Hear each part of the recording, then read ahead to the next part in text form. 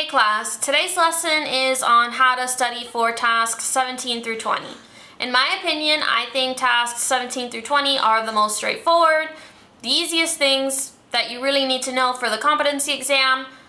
I would still watch the video because in the video I give you the answers that essentially anyone who conducts this exam wants to hear and will accept. Even if it's a common answer, it's definitely the ones that they always want to hear and the ones that they want to accept. As always, the study guide is going to be provided to you in the beginning, right after this clip, but I do throw in some nuggets in there for you, so I suggest that you watch the whole video. Let's get started.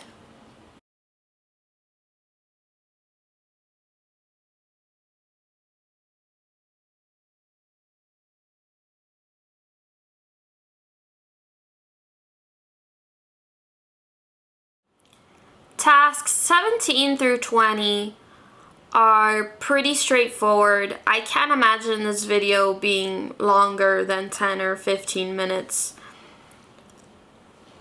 Task 17 is client dignity. So as an RBT, we need to, not even just as an RBT, we need to treat everyone with dignity, right? What does it mean to treat someone with dignity? It simply means, it can mean a couple things, right? We're going to respect our learners' autonomy.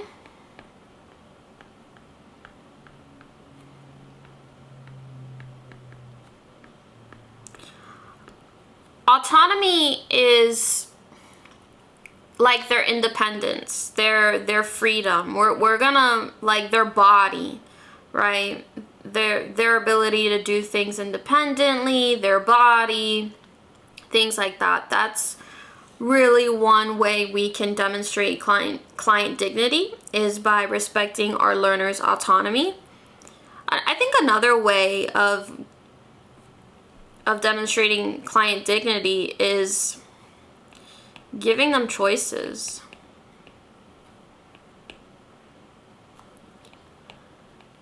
A lot of clients can make, some clients you may teach them how to make a choice, but for some learners, they know how to make choices, and you can definitely make them part of the learning by asking them what program they want to work on first. That's treating them in a dignified way, where they should be able to have a say in what they want to learn. I mean, no, they don't get to decide what's going to be on their program, but they can decide which program to run first if you give them the choice.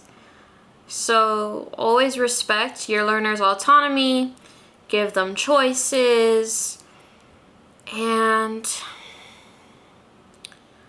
what would be another one here? I always say respecting the learner's autonomy, and they kind of just check it off after you say that. That seems to be the golden answer. You know, I think these are two really good examples. Respect your learners' autonomy, give them choices. I know 3 is a great number. I'm going to move on to task 18, and if I think of something else, I will write it down. I'll come back here and I'll write it down. But I think these are 2 really great examples that your whoever's conducting the exam will accept. But there are a lot of ways to do this, and maybe you thought of 10 ways before I even wrote down these 2. This is not too hard.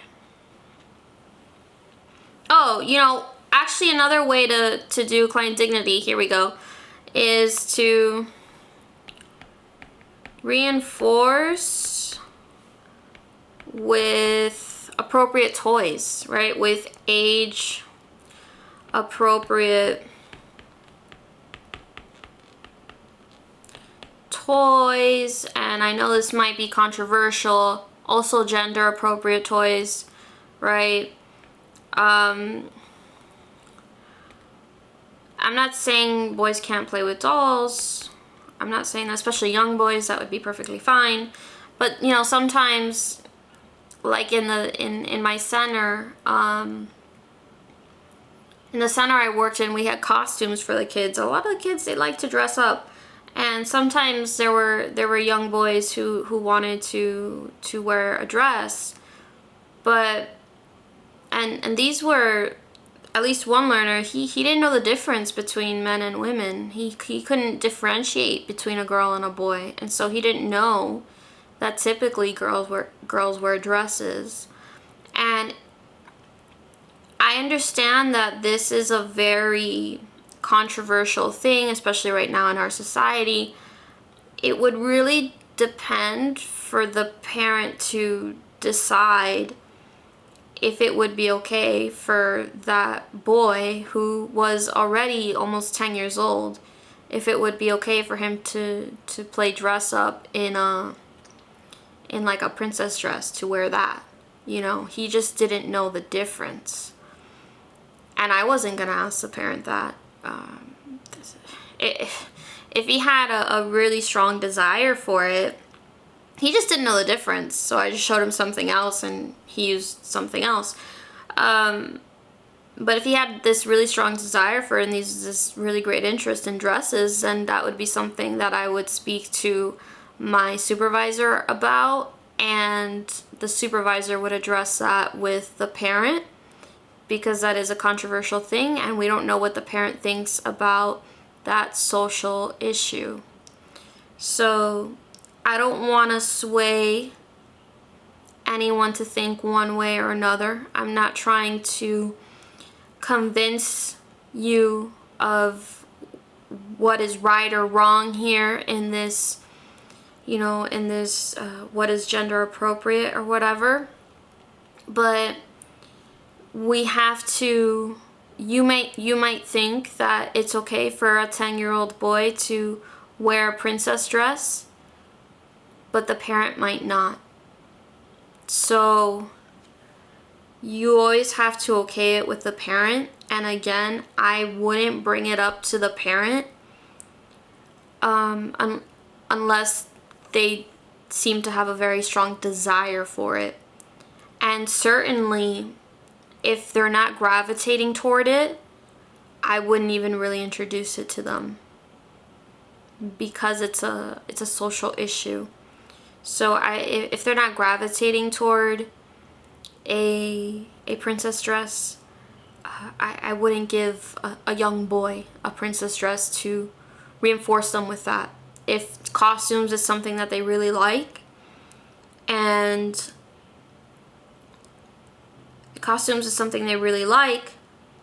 there's pirate costumes, there's Power Ranger costumes, stuff like that, whatever, obviously the professional thing to do would be to offer them those and not offer him a princess dress. You just wouldn't do that. I know it's a big issue. You wouldn't do that unless the parent already okayed it. So that's another thing. And then age appropriate. I can't tell you how many times I saw children in the center, and that would really upset me. I can kind of understand a little bit more if a child is older, but developmentally they're not where they should be for their age, and then they're not playing with an age appropriate toy because developmentally they don't know how to yet. But I saw a few times children who were developmentally capable of playing with age appropriate toys, and they were reinforced with toys that were not age appropriate. So you have to keep that in mind when you're reinforcing your learners. That's treating your client with dignity by giving them toys that are appropriate for their age. you're not gonna give a 10-year-old like a, I don't know, like a play cell phone, to a light up cell phone as a form of reinforcement. That's not treating your client with dignity. Okay, professional boundaries. For this, they really just want to hear one thing, and that is that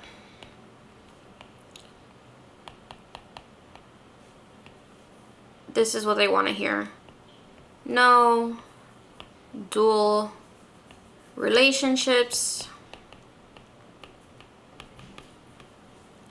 with the parents. Meaning, no babysitting,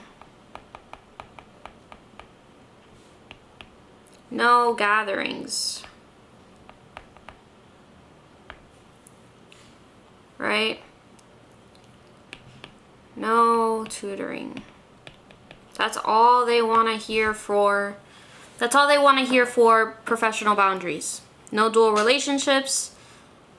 This would be dual relationships. So do not agree to do any of this with the parents.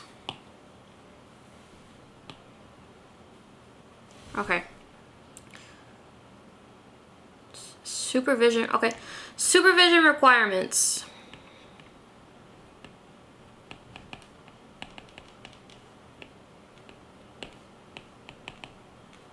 Again, very straightforward.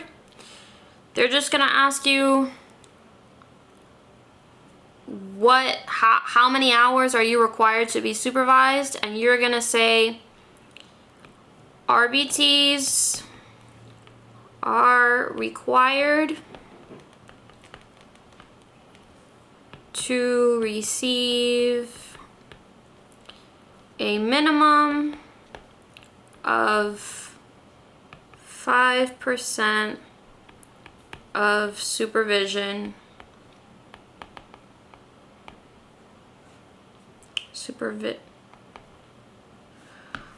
I don't know how to spell. I know how to spell, it's actually even here on the screen. And I spelled it right up there. Oh my goodness. Of supervision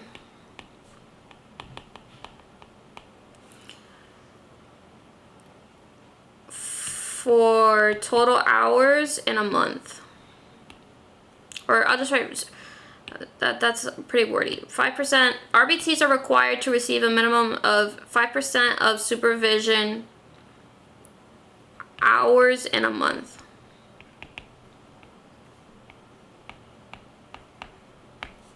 That's it. Clinical direction. So for clinical direction, this is it, task 20, and then we'll be all done.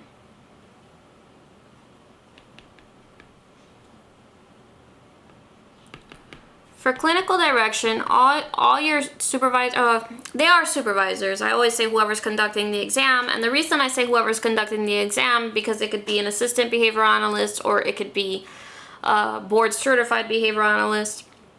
Whatever analyst is, or it could be the clinical director, I don't know.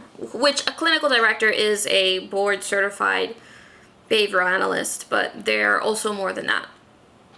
They are the clinical director.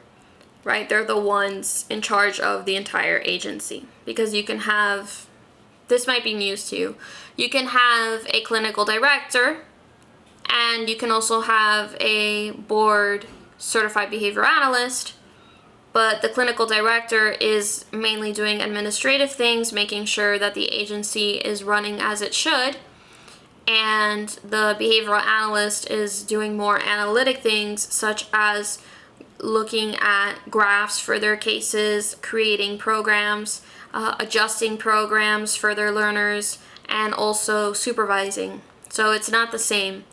Even though the clinical director is a behavioral analyst, and there can be behavioral analysts who aren't clinical directors, they don't do the same thing. They just have the same certificate. Well, it's not. They have the same licensure.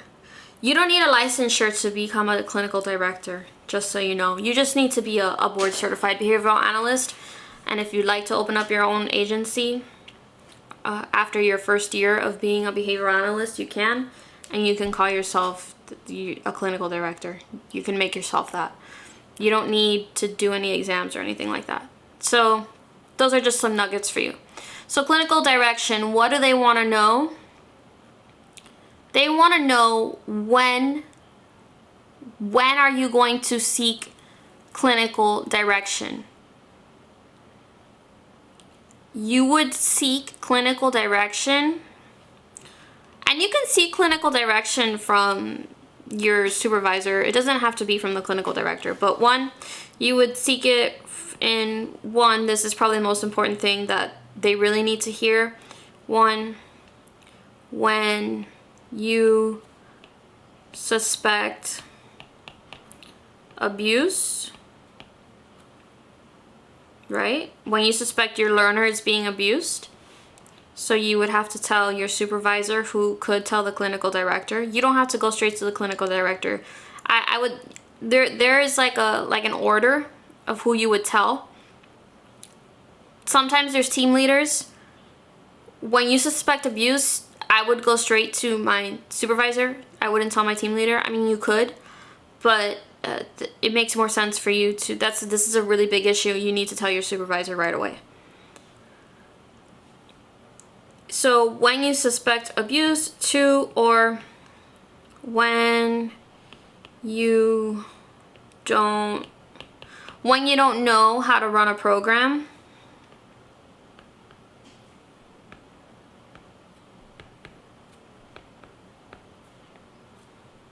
That's what your supervisor is there for, to train you. That's mostly what supervisors do. Supervisors don't work too much with the learners.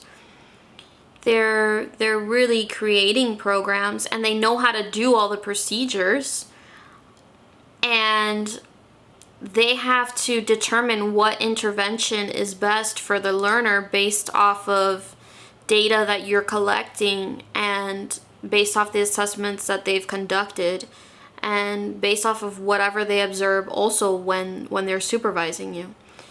So these would be two reasons you would search for, or you would seek clinical direction. When would you do it? When you suspect abuse. Two, when you don't know how to run a program. Maybe also you can seek it maybe when you're concerned about your supervision hours. You don't know how many hours you've been supervised.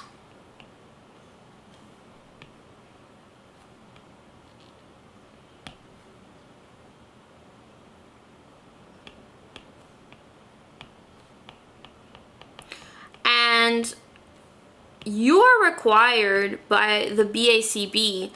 Your supervisor is not required to keep track of the hours that you are being supervised. If they do, that's a great supervisor, but you are the one, per the BACB, you are the one who is responsible for keeping track of your supervision hours. So you need to make sure that you are being supervised at least 5% of your hours a month. They don't have to keep track of that for you. So they might, but if they don't and they're not, make sure you are.